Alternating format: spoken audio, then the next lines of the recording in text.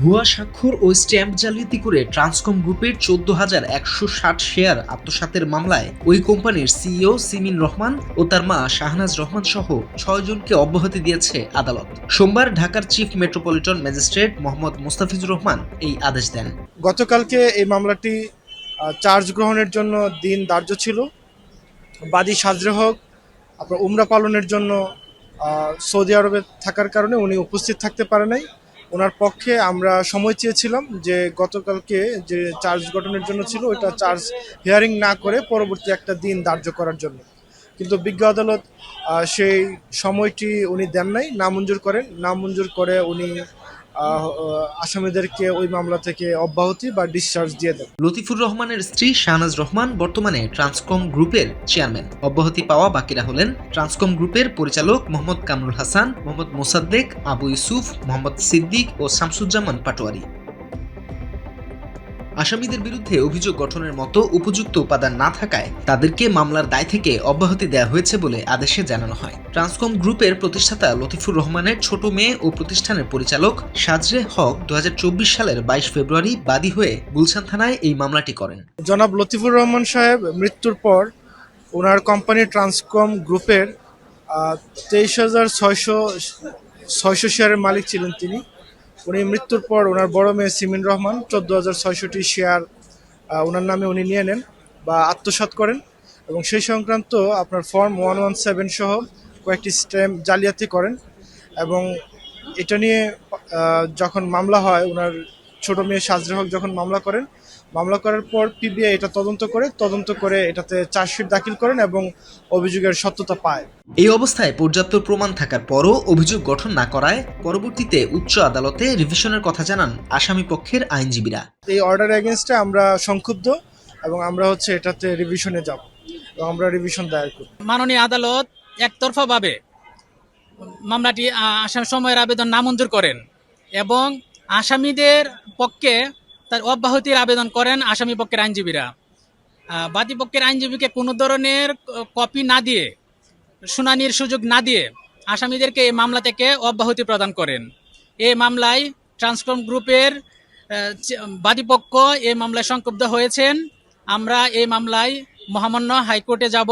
অন্যদিকে মামলার বাদী সাজরে হক জানান, পবিত্র ওমরা পালনের জন্য তিনি দেশের বাইরে থাকার সুযোগে তড়িঘড়ি ও অবৈধভাবে মামলার শুনানির তারিখ ঠিক করেন সিমিন রহমান। এতে করে ন্যায় বিচার থেকে বঞ্চিত হয়েছেন তিনি।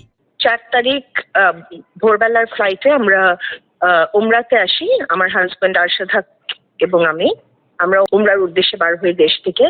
উই থট দ্যাট এর মধ্যে কোর্টে একটু নাড়াচাড়া একটু কম হবে ইলেকশনের কারণে, যার কারণে আমরা এই অপরচুনিটিটা এভেল করতে চাইলাম টু গো ফর উমরা, বিকজ ওনারা নিয়মিত আমি যখনই দেশের বাইরে চেক আপের জন্য বা কিছুর জন্য যেয়ে থাকি, ওনারা একটা করে কেস খারিজ করেছেন in the past. They've influenced the courts and they've খারিজ করে ফেলেছেন different cases.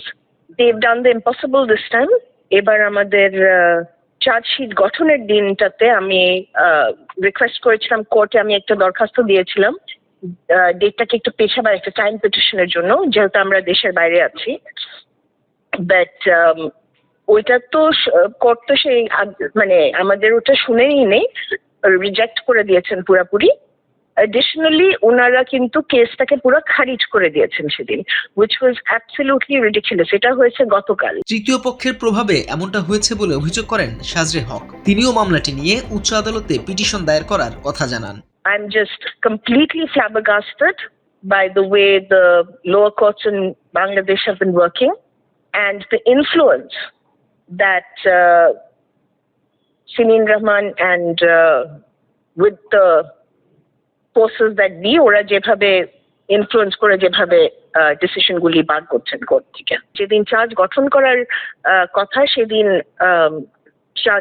চার্জশিটটাকে পুরো কেসটাকে খারিজ। We are going to go in for revision ইনশাআল্লাহ because the entire case, the entire charge sheet was based on documentary evidence. এটা সব documents এর উপরে বেস করা, কারো ইন্টারভিউ করে কাউকে জিজ্ঞেস করে এই চার্জ শিটটা গঠন করা হয়নি। এই চার্জ শিটটা পুরোটাই আপনার ডকুমেন্টারি এভিডেন্সের উপরে, যেটা গভর্নমেন্ট অফিস থেকে ওনারা তুলেছেন, অ্যাজ ইন RJS এর থেকে যেগুলো ডকুমেন্টস তুলেছেন ওই ডকুমেন্টসের উপরে বেস করেই এই এন্টায়ার চার্জশিটটা করা হয়েছিল।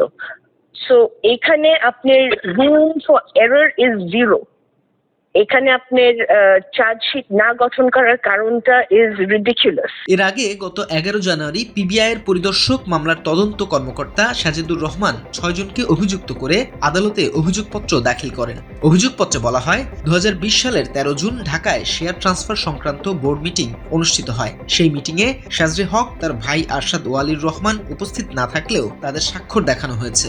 একইভাবে লতিফুর রহমানের ভুয়া অনুমোদনের স্বাক্ষরও দেখানো হয় ওই মিটিংয়ে। এমনটা উল্লেখ করে সিমিন রহমানের শেয়ার জালিয়াতির নানা দিক তুলে ধরা হয় পিবিআই এর অভিযোগপত্রে।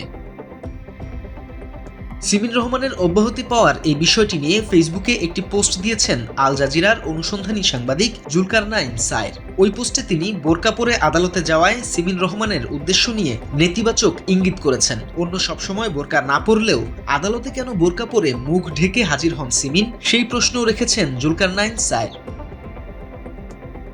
অন্যদিকে মামলা থেকে সিমিন রহমান সহ বাকি আসামিদের অব্যাহতি দেয় সদ্য সাবেক আইন উপদেষ্টা আসিফ নজরুলের দিকে আঙুল তুলেছেন সাংবাদিক ইলিয়াস হোসাইন। ফেসবুক পোস্টে তিনি দাবি করেন আসিফ নজরুলের ইশারায় মামলা থেকে অব্যাহতি দেওয়া হয়েছে সিমিন রহমানকে। গত বছর 15 মিনিটস এবং বাংলা এডিশনে একযোগে প্রকাশ করা হয় একটি অনুসন্ধানী প্রতিবেদন। ওই অনুসন্ধানে উঠে আসে সিমিন রহমানের ভয়ঙ্কর সব কেলেঙ্কারি। 13 জুন 2020 সালে আমরা গুলশান টাওয়ারে ট্রান্সকমের হেড অফিসে, শুধু আমরা না, আমার চাচা এবং আমার আব্বার যে চাচাতো ভাই যে আতিকুর রহমান, যিনি বললাম ফাইন্যান্স ডিরেক্টর, আমরা নাকি সবাই ওখানে বসে মিটিং করেছি এবং এই ডিসিশনটা আমার আব্বা দিয়েছে। আমার চাচা এই কাগজ দেখার সাথে সাথে রান টু পিবিআই, নিজে পিবিআই এর কাছে যে বলেছে। আমরা তো ছিলাম না এখানে, আমরা তো ছিলাম কুমিল্লাতে। সব বানাইছে। এবং আমার চাচা এটা দেখার সাথে সাথে পিবিআইতে ছুটে গিয়ে যে নিজে যে বলে আসছে আমি এই কোনো মিটিং হয়নি, আমি এরকম কোনো মিটিংয়ে ছিলাম না, আমাকে নিয়ে কেন আবার এখানে মিথ্যা কথা বললাম? Why have I been made part of this forgery? একইভাবে ওই প্রতিবেদনে প্রমাণ করা হয় RJSC-তে জমা দেয়া সিমিন রহমানের শেয়ারের নথিপত্র ভুয়া। 2020 সালে জয়েন্ট স্টকে সিমিনের জমা দেয়া স্টাম্প পেপারের জন্মই হয়েছে 2023 সালে। এমনকি সরকারি অফিসে কাগজপত্র জমা দেওয়া হয়েছে সাপ্তাহিক ছুটির দিন শনিবারে। ওই কাগজটা আপনাদের এখানে জমা দিয়েছে কিনা, দিলে কবে দিতে, এই কথা বলতে এইটা বলেন। মানে এটা আপনাদের এখানে জমা পড়ছে কত সালে? ভাই আমাদের এখানে হচ্ছে জমা পড়ছে ভাই, আমি 20 সালে জমা পড়ছি। শেয়ার জালিয়াতি ছাড়াও লতিফুর রহমানের একমাত্র ছেলে আরশাদ ওয়ালিউর রহমানকে হত্যার নেপথ্যেও উঠে আসে সিমিনের নাম, যদিও ওই হত্যা মামলার রহস্য রয়ে গেছে এখনো। ভাইয়াকে দেখে ধরে বললো যে ওনাকে এখন কেন আনা হয়েছে, উনি তো অনেক আগে মারা গেছেন। এবং এটা নিয়ে পুলিশ রিপোর্ট করা হয়েছে, কারণ এরকম মৃতদেহ যদি নিয়ে আসে কেউ আনে হসপিটালে, ওটা একটা পুলিশ রিপোর্ট করতে হয়। তখন ডক্টর মোরাদ ওখানে ঘুরে বললেন যে না, আমি ওনার ফ্যামিলি ফিজিশিয়ান, উনি অসুস্থ ছিলেন, এটা কোনো ব্যাপার না, এটা পুলিশ রিপোর্ট করতে হবে না, আপনি চিন্তা করেন না, আরেকজন আসছেন, উনি ব্যাপারটা করে দেবেন।